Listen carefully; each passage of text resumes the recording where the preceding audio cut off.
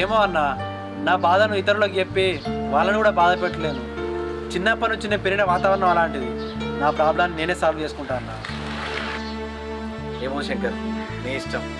కానీ నీకు ఏదైనా ప్రాబ్లం వస్తే మాత్రం మేము ఉన్నామని మాత్రం మర్చిపో. సరే అన్న, చిన్న పని ఉంది, ఈ రోడ్డు మీద రాకపోయేస్తా.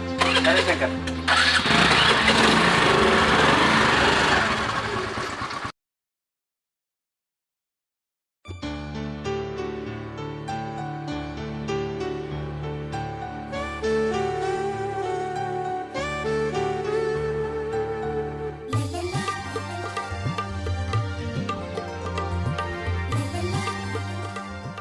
ఏం చేస్తానవే? ఏం లేదే, ఇప్పుడే పని అయింది. సరే షాపింగ్ పోదాంపా. ఏంది ఇప్పుడేనా?